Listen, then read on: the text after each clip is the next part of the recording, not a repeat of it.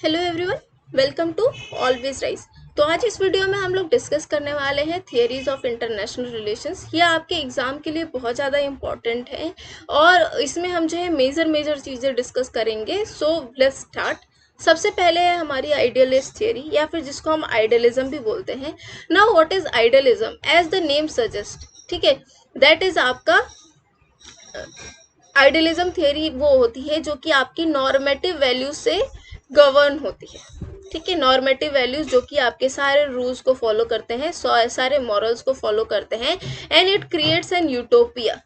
Now what is an utopia? Utopia में ऐसा क्या होता है, एक ऐसा वर्ड क्रिएट होता है जो कि आपका परफेक्ट होता है। इसमें सब कुछ जो होता है वो बिल्कुल सही होता है, इसमें किसी भी तरीके की कोई भी प्रॉब्लम नहीं होती है, यानी एक ऐसी सोसाइटी जिसमें एवरीवन इज हैप्पी। बट हाँ, लेकिन ये जो यूटोपिया है आपकी, दैट इज नॉट रियल, क्योंकि कोई भी चीज़ जो होती है वो परफेक्ट नहीं होती है। ठीक है, सो दैट इज आपका यूटोपिया जो कि एक परफेक्ट वर्ड की तरफ ले जाने के लिए सपोर्ट करता है, दैट इज आपका आइडियलिस्ट थियरी। ठीक है, तो ये आइडियलिस्ट थियरी एक तरीके से आपकी यूटोपिया या परफेक्शन की तरफ ले जाती है। तो सबसे पहले जो ये टर्म है वो कॉइन किया था आपके E.H. कार ने। ही वॉज अ रियलिस्ट। इनकी जो बुक थी 20 years क्राइसिस, ठीक है, 1939 में पब्लिश हुई थी। तो इसमें इन्होंने ये टर्म कॉइन किया था, दैट इज आपका idealist. Now what is idealism? It is centred on the notion that states are rational actors. ठीक है, स्टेट्स जो होते हैं रैशनल एक्टर्स होते हैं। They are capable of ensuring lasting peace and security rather than resorting to what? Rational actor कैसे कि वो कोई भी डिसीजन लेंगे तो वो एक तरीके से क्या होगा, पीस की तरफ ले जाएगा, वो किसी भी स्टेट की सिक्योरिटी को मेंटेन करेगा rather than resorting to war. Now what are the main feature of idealism? तो सबसे पहला है आपका human nature is essentially good. ठीक है, it is very important first of all that you should know human nature. जब भी आप कोई भी थियरी पढ़ते हो, if you are able to understand कि उस थियरी में ह्यूमन नेचर क्या होता है, यू कैन अंडरस्टैंड एवरीथिंग। ठीक है, तो human nature is essentially goods and they are doing, they are capable of good deeds in international relation. ठीक है, वो कोई भी जो भी काम करेंगे they can do good. And human welfare and advancement of civilisations are the concern of all. सभी लोगों का क्या कंसर्न है भाई कि ह्यूमन वेलफेयर हो, एडवांसमेंट ऑफ सिविलाइजेशन हो, डेवलपमेंट हो, सो दैट इज आपका concern for everyone. Third is bad human behavior is the product of bad environment and bad institution. तो यहाँ पर ये क्या कहने की कोशिश कर रहे हैं, suppose if there is a criminal, ठीक है, तो ये बोल रहे हैं कि they try to understand, this idealist try to understand कि why he is a criminal. ठीक है, तो व्हाट दे ट्राई टू से कि ये जब छोटा रहा होगा तब इसको जो है बैड एनवायरनमेंट मिला होगा, आसपास इसने वायलेंस देखा होगा, इसकी जो सर्वाइवल रही होगी वो बहुत ज़्यादा खराब होगी, ये जहाँ गया भी होगा those institutions were not very good. ठीक है, सपोज जो आपके पुलिसिंग सिस्टम हुआ, पॉलिटिकल सिस्टम हुआ, what ever the institution, they were also not good enough कि वो जो है इसको किसी अच्छे दिशा में ले सके, and that's why he has become the criminal. So that is आपका वन थिंग ऑफ आइडियलिज्म कि अगर कोई भी ह्यूमन बिहेवियर गलत है तो इट इज प्रोडक्ट ऑफ आपका bad environment and bad institutions.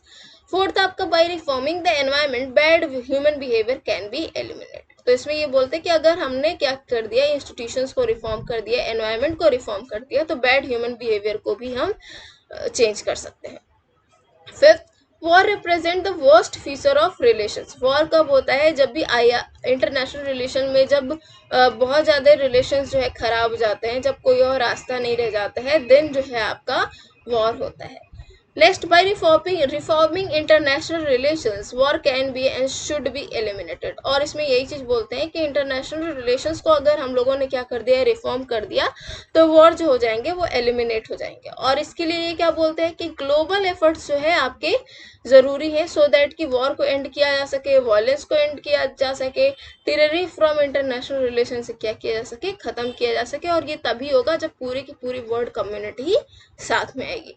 Next is आपका international community should work for eliminating such global instruments, feature and practices which led to war. और इसमें ये लोग क्या बोलते हैं कि जो इंटरनेशनल कम्युनिटी है उन सब लोगों को साथ में आना पड़ेगा, और जो चीज़ें भी हैं जो कि वॉर की तरफ ले जाती हैं, जो प्रैक्टिसेस हैं जो कि वॉर की तरफ ले जाती हैं, उन सारे प्रैक्टिसेस को क्या करना पड़ेगा, एलिमिनेट करना पड़ेगा।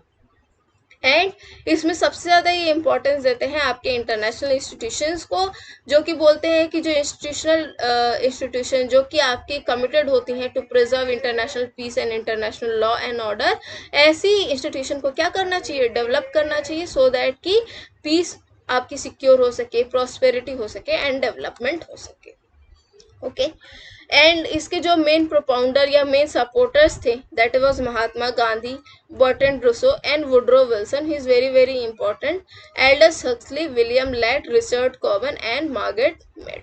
इसके अलावा भी जो है आपके कुछ प्रोपाउंडर्स हैं, तो you can see, but who are made important to you, these propounders are very very important. Now next is आपका realist theory. So what is realist theory? तो जैसे कि आपका आइडियलिज्म में आपने देखा कि यूटोपिया था, ठीक है, बट ये जो यूटोपिया था that was not in reality, it was not in reality, ठीक है, ये एक सिर्फ इमेजिनेशन थी। तो इसी इमेजिनेशन को तोड़कर रियलिटी में जो ले आते हैं, जो रियल वर्ल्ड को दिखाते हैं, दैट इज आपका रियलिज्म। तो what does it try to say? It emphasizes on competitive and conflictual side of international relations. जो आप एक आइडियलिज्म में परफेक्शन हो रहा था, उस चीज को ये लोग हटा के कॉन्फ्लिक्चुअल साइड भी दिखाने की कोशिश करते हैं। जो सबसे पहले प्रोपाउंडर थे आपके थुसिडाइडस थे, इनकी जो हिस्ट्री ऑफ पेलोपोनेंशियल वॉर थी, इसमें इन्होंने ह्यूमन नेचर को बताया और बताया कि जो भी इंस्टीट्यूशंस होते हैं they do not resort to peace, और अगर ऐसे कोई इंस्टीट्यूशंस हैं भी तो वो क्या हो चुके हैं, वो दब चुके हैं। So what are the assumption? तो सबसे पहला अजम्पशन है कि जो नेशन स्टेट होते हैं, ठीक है, they are the principal actors in international relations. जो आपके नेशन स्टेट्स होते हैं वही सारी चीज़ों को डिफाइन करते हैं and they are the principal actors. Second, state is an unitary actor. Unitary मतलब they whatever they are doing वो सिर्फ अपने लिए कर रहे हैं, वो उनका जो खुद का डिसीजन है वो उनका है। Third, decision makers are rational actors. अब यहाँ पर जब आपका आइडियलिज्म में आप रैशनल एक्टर्स देख रहे थे, तो उसमें रैशनल एक्टर्स का मतलब था कि what ever they will do, कि वो ऐसे कोई भी सिचुएशन लेके आएंगे सो दैट कि वॉर को हटा के आपके पीस को स्टैब्लिश किया जा सके। जबकि यहाँ पर रैशनल एक्टर का मतलब है कि what ever they will do in their national interest, फिर चाहे वो वॉर ही क्यों ना हो। Fourth, state live in context of anarchy. जो स्टेट्स होते हैं they live in context of anarchy. For example, अगर ये सारे स्टेट्स हैं, ठीक है, अब इनके लिए कोई भी एक इंटरनेशनल स्टेट तो है नहीं, ये सारे स्टेट अपने अपने आप को गवर्न कर रहे हैं, अपने अपने लॉस को गवर्न कर रहे हैं। इन सारे स्टेट्स को गवर्न करने के लिए कोई अदर स्टेट नहीं है, so that is the absence of anyone being in charge of internationally. So these are the assumption of आपके realist theory.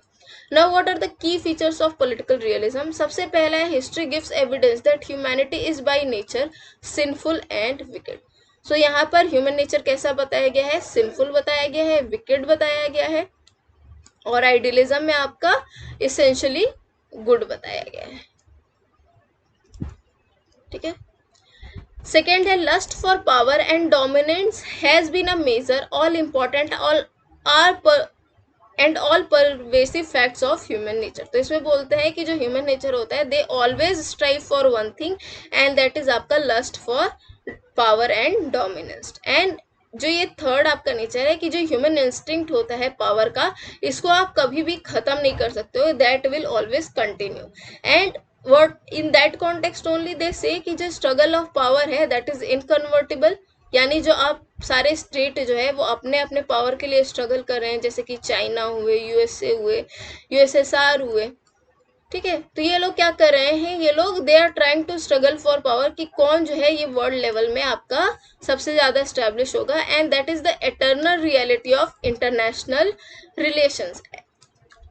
Next, each nation always seeks to secure the goal of national interest defined in the terms of power. जो भी आपके nation state है, they always think कि भाई सबसे पहले हमारा क्या सिक्योर होना चाहिए, हमारा नेशनल इंटरेस्ट सिक्योर होना चाहिए। अब इससे क्या हो, किसी और को अगर प्रॉब्लम भी हो, किसी दूसरे स्टेट को प्रॉब्लम भी हो, तब भी कुछ नहीं होगा। Self preservation is the law that governs the behaviour of all states at time. तो सबसे पहला जो इम्पोर्टेंट चीज है कि जो लॉ सारी ये स्टेट को गवर्न करता है दैट इज सेल्फ प्रिजर्वेशन, ठीक है। Nation always seeks powers, demonstrate power and use power. जो सारे नेशंस होते हैं ना, सबसे पहले वो पावर को सीख करते हैं कि भाई हमारे पास पावर है, उसके बाद से पावर को डिमॉन्स्ट्रेट भी करते हैं, ये दिखाते हैं बाकी स्टेट को कि हमारे पास पावर है, सो दैट कि आप क्या करो, हम हमसे जो है लड़ने की कोशिश ना करो। और वो जो है कभी कभी सिचुएशन में आपकी पावर को यूज भी करते हैं, सो दैट कि वो दिखाएं कि केवल हमारे पास पावर है नहीं, अगर वक्त पड़ेगा तो हम यूज भी करेंगे। And this is the characteristics of each and every state. जैसे कि अगर आप साउथ एशिया रीजन में देख लीजिए तो वहां पर आपकी इंडिया एक बिग स्टेट है, ठीक है। अगर आप ईस्ट एशिया में देखिए तो वहाँ पर जापान वगैरह आपके बिग स्टेट्स हैं।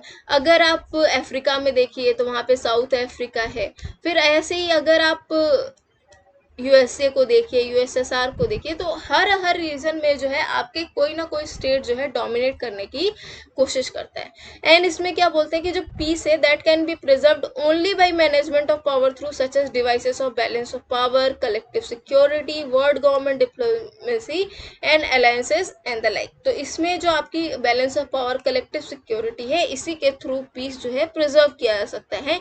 And this is also necessary कि जो आपके स्मॉल नेशन स्टेट्स हैं वो भी आपके क्या कर पाएंगे, इससे सरवाइव कर पाएंगे। So that is the main feature of realism. Now who are the propounders. तो जिस तरीके से आपके रियलिज्म है, तो इसमें भी रियलिज्म के कई फॉर्म है, जैसे कि classical, structural and new realism. तो क्लासिकल रियलिज्म के जो प्रोपाउंडर्स हैं दे आर थ्यूसिडाइडिस। इसमें इन्होंने प्रोपेलेनेशियन वॉर में भी अपना बताया। निकोलो मैकियावेली की जो बुक थी द प्रिंस, इसमें इन्होंने ह्यूमन नेचर को बताया था, और उसमें बताया था कि जो आपकी मोरालिटी है दैट इज आपका subordinate to the policies. Thomas Hobbes ने ह्यूमन नेचर के बारे में बोला था कि human nature is nothing but nasty, short, brutish. George Kennan के भी सिमिलर व्यूज थे। And Hans Morgenthau, which is very very important, इनकी बुक का नाम था पॉलिटिक्स अमंग नेशन, और इसमें इन्होंने 6 प्रिंसिपल्स दिए थे। So that is how we are going to do. We will try to understand जो कि आपके इंपॉर्टेंट थिंकर्स हैं, जहाँ से क्वेश्चन आते हैं, उनके बारे में भी हम धीरे धीरे पढ़ते जाएंगे। तो इसमें सबसे इंपॉर्टेंट है आपके Hans Morgenthau. He was a German American, और इनकी बुक का नाम था पॉलिटिक्स अमंग नेशन। इसमें इन्होंने 6 प्रिंसिपल्स दिए थे। तो सबसे पहला क्या है कि politics is governed by objective laws that have their roots in human nature. जो आपकी पॉलिटिक्स होती है वो कुछ ऐसे लॉज से गवर्न होती है जिसका रूट कहाँ होता है, ह्यूमन नेचर में होता है। और इंटरेस्ट कैसे डिफाइन होता है, इंटरेस्ट डिफाइन होता है आपके in the terms of power. और ये जो इंटरेस्ट आपका टर्म्स ऑफ पावर में डिफाइन होता है, इसकी एक ऑब्जेक्टिव कैटेगरी तो होती है जो कि यूनिवर्सली वैलिड होती है, लेकिन उस पावर की जो मीनिंग है दैट कैन बी चेंज, जैसे कि economic, social, political, cultural etcetera. And जो यूनिवर्सल मॉरल प्रिंसिपल होते हैं वो किसी भी स्टेट के एक्शन में ऐसे बिल्कुल एब्स्ट्रैक्ट में नहीं अप्लाई हो सकते हैं। उसके लिए ये भी देखना पड़ेगा कि क्या सर्कमस्टांसेस थे, टाइम क्या थी और प्लेस क्या था, वो भी देखना पड़ेगा। फॉर एग्जाम्पल अगर आप देखोगे तो यूएसए का, ठीक है, यूएसएसआर के लिए, चाइना के लिए, इंडिया के लिए, नेपाल के लिए, दीज आर द स्टेट्स, ठीक है। अगर ये लोग अपना अपना पावर यूज कर रहे हैं तो इनके लिए जो आपके मॉरल प्रिंसिपल्स होंगे वो अलग अलग तरीके से अप्लाई होंगे। And fifth, the moral laws that govern the universe are distinct for morals of any nation. जो कि आपके मॉरल लॉज होते हैं जो कि पूरे यूनिवर्स को गवर्न करते हैं, वो हर अलग अलग स्टेट के लिए अलग अलग हो सकते हैं। And the difference between political realism and other school is real and profound. और इन्होंने एक स्टेटमेंट दिया था that international politics like all politics is struggle for power. जैसे कि पूरी की पूरी पॉलिटिक्स होती है ना किसी भी स्टेट में, जिसमें फॉर एग्जांपल जैसे बीजेपी हुई, ठीक है, सपा हुई, बसपा हुई, ठीक है, तृणमूल कांग्रेस हुई, ठीक है। So what they are trying to do, they are आप हुई, ठीक है। सो दीज आर द आपके पॉलिटिकल पार्टीज जो कि they always try to struggle for power, they always try to dominate, ठीक है। और वो चाहते हैं कि इनकी ही गवर्नमेंट बने, तो what they are trying to do, they are trying to struggle for power. तो ऐसे ही आपका इंटरनेशनल पॉलिटिक्स भी है जो कि आपके हमेशा स्ट्रगल करता रहता है कि एक जो है वो सबसे ज़्यादा पावरफुल हो। सो ऐसे ही टाइप ऑफ रियलिज्म में जो आपके की थिंकर्स हैं, और क्लासिकल रियलिज्म, तो इसमें ह्यूमन नेचर आपका पहले ही बताया गया है कि दैट इज आपका विकेड एंड सेल्फिश, ठीक है। ये जो भी करेंगे they will do what ever they will do, they will do in their interest, ठीक है। सो दीज आर आपका ह्यूमन नेचर। तो इसमें आपके थुसिडाइडस हैं, इन्होंने पेलोपोनेशियन वॉर में बोला था कि जो इंटरनेशनल पॉलिटिक्स है ये this is derived by an endless struggle for power which has its root in human nature. Justice हुई, लॉ हुई, सोसाइटी हुई, या तो इनका कोई प्लेस नहीं होता है, और अगर प्लेस होता है तो उसको पूरी तरीके से हटा दिया, दबा दिया गया होता है। नेक्स्ट इज आपका मैकियावेली द प्रिंस में इन्होंने बताया था कि जो पॉलिटिकल रियलिज्म है, ठीक है, वो इस चीज को रिकॉग्नाइज करती है कि जो प्रिंसिपल्स होते हैं they are subordinate to policies. जो ultimate skill of the state होता है, तो उसमें क्या ये बताने की कोशिश करते हैं कि जो वर्ल्ड पॉलिटिक्स होती है वो चेंज होती रहती है, ठीक है। तो ऐसे में जो आपके कोई भी स्टेट हो जो कि सर्वाइव करना चाहता है, या फिर जो उसका सबसे इंपॉर्टेंट स्किल होता है कि वो एक्सेप्ट करे, अडॉप्ट करे उस चेंजिंग पावर पॉलिटिक्स को, और उसी तरीके से जो है अपने इंटरेस्ट में वो काम करे। नेक्स्ट वाज आपके मॉर्गनथाउ पॉलिटिक्स अमंग नेशन। तो इसमें इन्होंने बताया था the mechanism we use to understand international politics is through the concept of interest defined in terms of power.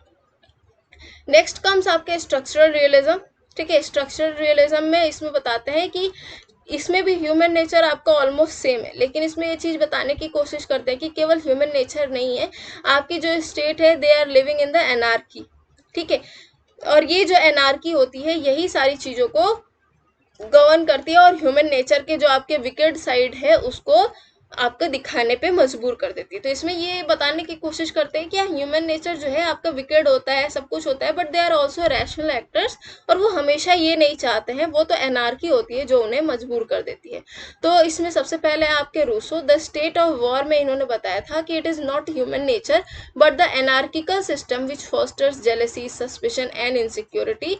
Next है आपके वॉल्स 1979, इनकी जो बुक थी थियोरी ऑफ इंटरनेशनल रिलेशंस, इसमें ये बताने की कोशिश करते हैं कि भाई एनार्की है, अगर एनार्की है तो किसी भी स्टेट को किसी भी स्टेट पे ट्रस्ट नहीं है, और जब ट्रस्ट नहीं है तो वो अपने पावर को क्या करते हैं, या अपनी सिक्योरिटी को मैक्सिमाइज करने की कोशिश करते हैं, और इसी सिक्योरिटी को मैक्सिमाइज करने के लिए आपका क्या हो जाता है, वो अपनी चीज़ों का यूज़ करते रहते हैं। So that seeks to maximise their security and the most stable distribution of power in the system is system of bipolarity. तो ऐसे ही आपसे पूछा जाएगा किसने बोला था कि जो most stable distribution of power है that is system of bipolarity, तो ये आपके वॉल्स ने बोला था। Next is Mearsheimer tragedy of great power politics, इनकी बुक का नाम है। इसमें इन्होंने बताया था कि जो एनार्किकल है, ठीक है, वो एक तरीके से स्टेट्स को मजबूर करती है कि वो अपनी रिलेटिव पावर पोजीशन को बढ़ाने की कोशिश करें। फॉर एग्जांपल अगर ये दो स्टेट है, अब इन दोनों स्टेट को पता तो है नहीं कि इसके पास कितनी पावर है और इनके पास कितनी पावर है, तो ऐसे में जब पता ही नहीं है और साथ में ट्रस्ट नहीं है, तो दे विल ट्राई टू कि भाई इनका जो पावर है ये इस स्टेट से ज़्यादा हो। तो ऐसे में ये लोग क्या करेंगे, ऐसे में ये लोग अपने पावर को इंक्रीज करने की कोशिश करेंगी ताकि एक दूसरे से जो है इनकी पावर ज़्यादा हो, जो रिलेटिव पावर पोजीशन वो किसी एक पर्टिकुलर स्टेट की ज़्यादा हो, सो दैट की जो इनकी सिक्योरिटी है वो कॉम्प्रोमाइज़ ना हो। नेक्स्ट है आपके नियो क्लासिकल रियलिज्म। इसमें आपके मेन प्रोपाउंडर है Zakaria, from wealth to power इनकी बुक का नाम है। तो इसमें बताने की कोशिश करते हैं कि स्ट्रक्चरल रियलिज्म दो they have a greater significance, लेकिन वो क्या करते हैं, वे जो आपके यूनिट लेवल वेरिएबल्स होते हैं कि किस तरीके से पावर को परसीव किया जा सकता है, किस तरीके से लीडरशिप को परसीव किया जा सकता है, वो इस चीज़ को सही से समझा नहीं पाए। तो वो एक तरीके से बताते हैं कि जो systemic account of world politics जो कि स्ट्रक्चरल रियलिज्म प्रोवाइड करते हैं दैट इज आपके इनकम्प्लीट। और ये जो सारी आपकी टेबल है ये आपकी बेलिस एंड स्मिथ में जो ग्लोबलाइजेशन ऑफ वर्ल्ड पॉलिटिक्स इनकी बुक है उसमें आपको ये टेबल अच्छे से मिल जाएगी। So that was all from my side. Thank you so much. And if you want more videos then please do like, share. जितना share करोगे उतना ही I'll try to make more videos. So do like, share, subscribe and comment. Next we will try to understand what is liberalism, उसके propounders etc. वगैरह. So that is all. Thank you so much. Take care.